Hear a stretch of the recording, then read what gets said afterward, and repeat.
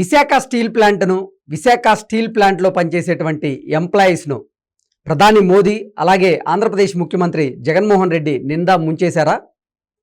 Visakha steel ప్లాంట్ను ఇప్పుడు జిందాల్కు కట్టబెట్టారా అంటే అవునని సమాధానం ఇస్తున్నారు కొంతమంది రాజకీయ విశ్లేషకులు. ఇక ఇదే అంశానికి సంబంధించి మనతో మాట్లాడేందుకు ప్రముఖ రాజకీయ విశ్లేషకులు, ప్రముఖ సీనియర్ జర్నలిస్ట్ సిఎస్ రావు గారు మనతో ఉన్నారు. ఆయనతో మాట్లాడదు. సార్ నమస్తే sir. Hello Krishna. Sir, Visakha steel అంశం రోజుకో కొత్త మలుపు తిరుగుతుంది. ఇప్పుడు విశాఖ స్టీల్ జిందాల్ చేతికి వెళ్ళింది. ఇంత జరుగుతున్నా కానీ జగన్మోహన్ రెడ్డి అలాగే చంద్రబాబు గారు గప్చిప్గా ఉన్నారు. కారణం ఏంటి? అసలు ఏం జరుగుతుంది సార్ తెర వెనకంటే ఏం చెప్తారు? సో విశాఖ స్టీల్ విషయంలో చాలా కాలంగా కూడా అక్కడ ఉండేటువంటి కార్మికులు కాపాడుకునేటువంటి ప్రయత్నం చేస్తున్నారు. ఒకటేంటంటే అక్కడ కార్మికులు దాదాపు 1000 రోజుల నుంచి వాళ్ళు విశాఖ స్టీల్ కాపాడుకోవడానికి పెద్ద ఎత్తున వాళ్ళు ధర్నాలు చేయటం, ప్లస్ వాళ్ళు దాన్ని కాపాడుకునే ప్రయత్నం చేస్తూ ఉన్నారు. విశాఖ స్టీల్కి సంబంధించి ఆంధ్రప్రదేశ్ సంబంధించి ఆంధ్ర హక్కు అది విశాఖ ఉక్కు అని చెప్పి పెద్ద నినాదంతో అది వచ్చింది. అయితే దాన్ని ప్రైవేటీకరణ చేస్తున్నాం అని చెప్పి ఆల్రెడీ ఇంతకుముందు కేంద్రం చెప్పేసింది. దానికి గ్రీన్ సిగ్నల్ కూడా జగన్మోహన్ రెడ్డి ఇచ్చేశారు. దానికి సంబంధించి తెలుగుదేశం పార్టీకి సంబంధించినటువంటి ఒక మాజీ మంత్రి గంటా శ్రీనివాసరావు దాన్ని నిరసిస్తూ రాజీనామా కూడా చేశారు పార్టీకి. తెలుగుదేశం పార్టీ రాజీనామా చేసి నేను విశాఖ స్టీల్ ప్లాంట్ ప్రైవేటీకరణకు వ్యతిరేకంగా నేను పోరాడుతాను పార్టీలకు అతీతంగా అని చెప్పి ఆయన రాజీనామా చేశారు. సో రాజీనామా చేసిన తర్వాత ఆయన ఏమైనా ఉద్యమాలు చేస్తాడని చెప్పి అనుకున్నాం. కానీ ఆయన తర్వాత రాజీనామా చేశారు. ఆ రాజీనామాను యాక్సెప్ట్ చేయలేదు చంద్రబాబు నాయుడు. గవర్నర్ కూడా ఎమ్మెల్యే దానికి ఆయన ఎమ్మెల్యే పదవికి రాజీనామా చేయలేదు, ఓన్లీ తెలుగుదేశం పార్టీ రాజీనామా చేశారు. సరే, మళ్ళీ ఇప్పుడు తెలుగుదేశం పార్టీలో ఆయన యాక్టివ్ అయ్యారు. బట్ విశాఖ ప్రైవేటీకరణ అనేదాన్ని వదిలిపెట్టేశారు ఆయన కూడా. సరే, తెలుగుదేశం పార్టీ యాక్చువల్గా ఏదో కార్మికులు బయట నుంచి మద్దతు ఇస్తుంది తప్పితే యాక్టివ్గా తెలుగుదేశం పార్టీ కూడా ఆ కార్మికులతోటి కలిసి పోరాడేటువంటి ఉద్యమాలు తీసుకొచ్చేటువంటి ప్రయత్నం పెద్దగా చేయాల. ఏదో చేసింది కానీ నామకావస్థ చేయాల. ఇంకా జగన్మోహన్ రెడ్డి ముఖ్యమంత్రి హోదాలో ఆయన ఏమన్నారంటే విశాఖ స్టీల్ ప్రైవేటీకరణ చేస్తే కనుక ఆంధ్రప్రదేశ్ ప్రభుత్వమే ఆ టెండర్లో పార్టిసిపేట్ చేసి మేము రాష్ట్ర ప్రభుత్వాన్ని ఓన్ చేసుకుంటామని చెప్పి ఆయన చెప్పారు. సో ఈ నేపథ్యంలో విశాఖ ఉక్కుకు సంబంధించి జీవీఎల్ నరసింహారావు అని ఒక రాజ్యసభ మెంబర్ ఉన్నాడు, బీజేపీ. ఆయన ఒక హామీ ఇచ్చాడు. ఏమని చెప్పారు ఆయన? అది ప్రైవేటీకరణ మేము అడ్డుకుంటున్నాము, ప్రైవేటీకరణ చేయకుండా ఆపుతాము కేంద్ర ప్రభుత్వం మాట్లాడి, ఆయన బీజేపీ ఎంపీ కాబట్టి చెప్పాడు. నిజమే అనుకున్నారు అందరూ.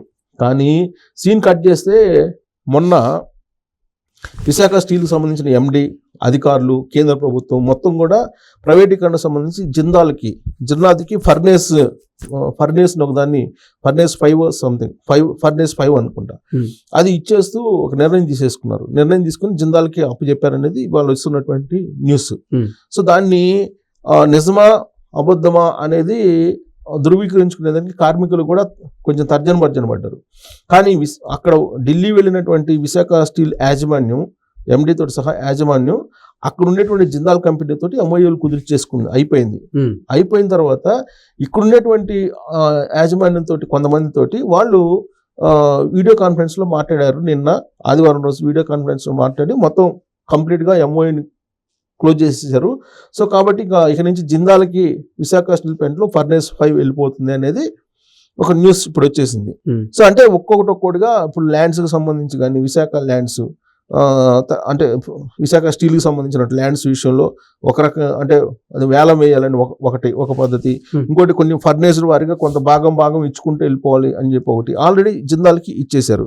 సో ఇక్కడ జిందాల్కి ఇస్తూ ఒక నిర్ణయం తీసుకున్న తర్వాత ఇప్పుడు కార్మికులకు తెలిసింది. సో కార్మికులకు తెలిస్తే దీని మీద విశాఖ స్టీల్ ప్రైవేటీకరణ లేదంటూనే కేంద్ర ప్రభుత్వం చాలా చైగా తన పని తాను చేసుకోబోయింది. అయినప్పటికీ కూడా కేంద్రంతో బాగా సంబంధాలు ఉన్నటువంటి ఆంధ్రప్రదేశ్ ముఖ్యమంత్రి జగన్మోహన్ రెడ్డి ఈ విషయం గురించి ఎక్కడ మాట్లాడట్లేదు. అన్ని విషయాలు జగన్మోహన్ రెడ్డికి తెలుసు. ఎందుకనంటే కేంద్ర ప్రభుత్వంతో ఆయన సఖ్యతగా ఉన్నారు, ప్లస్ నరేంద్ర మోడీతో బలమైనటువంటి బంధాన్ని కలిగి ఉన్నారు ఆయన. సో ఈ నేపథ్యంలో ఆయనకు తెలియకుండా ఇది జరిగిందని చెప్పేసి మనం అనుకోవడానికి లేదు. ఖచ్చితంగా ఆయనతో మాట్లాడిన తర్వాతనే ఇది జరిగి ఉంటుంది అని చెప్పి మనం భావించాల్సి ఉంటుంది. సో బ్లాస్ట్ ఫర్నేస్ ప్లాంట్లో ఉన్నటువంటి బ్లాస్ట్ ఫర్నేస్ 5 కాదు 3ని నడిపేందుకు ప్రైవేట్ సంస్థ జిందాల్ తోటి ఒప్పందం కుదిర్చేసుకుంది. ఆల్రెడీ కేంద్ర ప్రభుత్వం ఇచ్చేసింది. గత 3 రోజుల నుంచి ఈ ఢిల్లీలో చక్కర్లు కొడుతుంది ఈ న్యూస్. ప్రత్యేకంగా ఈ విశాఖ స్టీల్ ప్లాంట్కి సంబంధించినటువంటి ఎండీ కానీ ఇతర ఎంప్లాయీస్ డైరెక్టర్స్ కానీ అక్కడ ఢిల్లీ వెళ్ళారు. 3 days నుంచి ఢిల్లీలోనే ఉన్నారు. సో వీడియో కాన్ఫరెన్స్ పెట్టి MOU గురించి చర్చించారు ఇక్కడ ఉండేటువంటి యాజమాన్యంతో. వీళ్ళలో డైరెక్టర్స్ ఒకళ్ళు బెంగళూరు, మరొకరు నైనిటాల్, ఇంకొకరు విశాఖలో ఉండటంతో డైరెక్టర్ దీనికి సంబంధించి విశాఖ స్టీల్కి సంబంధించిన డైరెక్టర్లు ఒకళ్ళేమో బెంగళూరులో ఉన్నారు, ఇంకొకళ్ళేమో నైనిటాల్, ఇంకొకళ్ళేమో వైజాగ్లో ఉన్నారు. వీళ్ళందరినీ వీడియో కాన్ఫరెన్స్ ద్వారా రహస్యంగా మాట్లాడి కార్మిక సంఘాలు ఆందోళన చర్చలు జరిపి ఈ MOU కుదుర్చుకున్నారనేది న్యూస్. సో ఈ విషయం తెలిసి కార్మికులు అందరూ కూడా ఆందోళన చేస్తున్నారు. సో జిందాల్తో జరుగుతున్నటువంటి చర్చలు బహిర్గతం చేయాలని చెప్పి డిమాండ్ చేస్తున్నటువంటి పరిస్థితి నెలకొంది.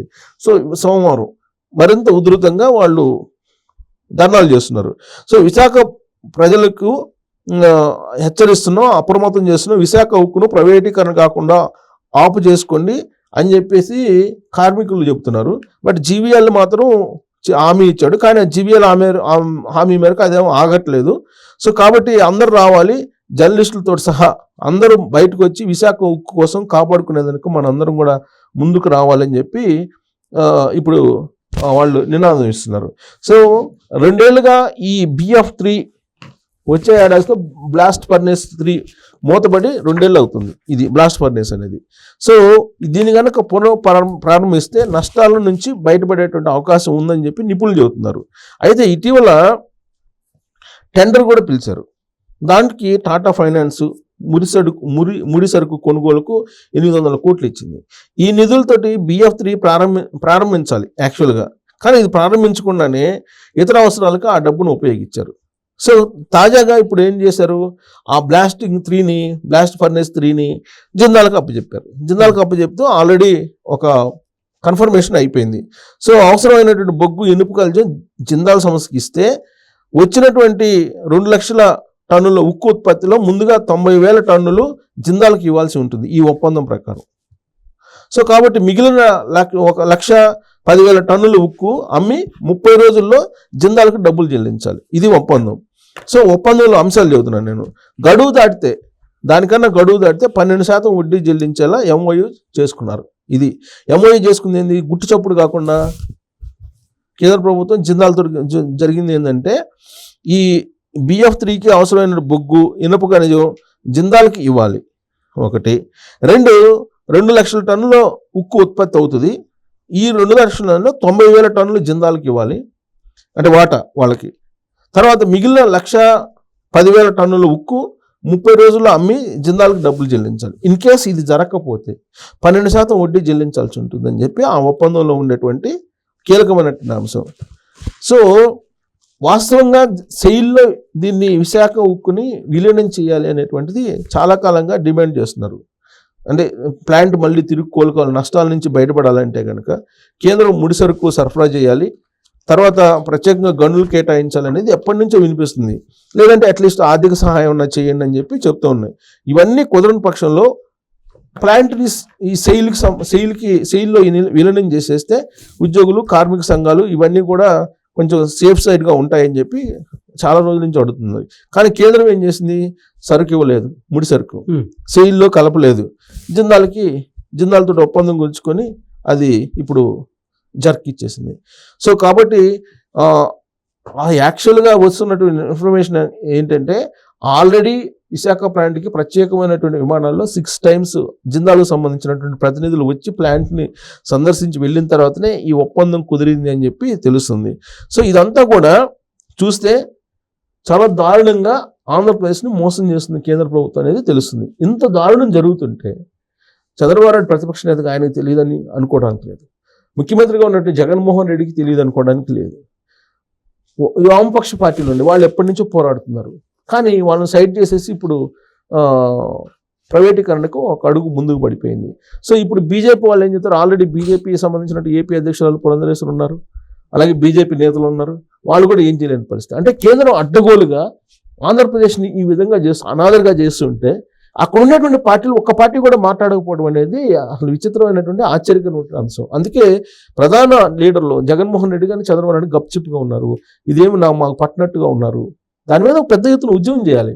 విశాఖ ఉక్కు ఆంధ్రుల హక్కు అని చెప్పి అప్పట్లో ఎంతో పెద్ద ఎత్తున చేస్తే ధర్నాలు పోరాటాలు చేస్తే ఆత్మ బలిదానాలు కూడా చేసుకుంటే అది వచ్చింది.